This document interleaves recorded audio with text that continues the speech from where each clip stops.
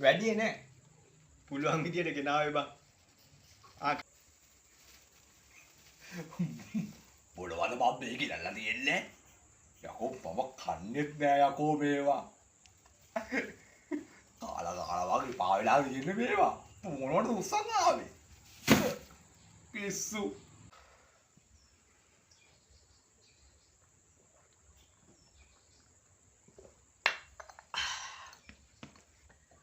මචං මේ දවස්වල මට වැඩ ගොඩාක් ගොඩ ගැහිලා තියෙන්නේ.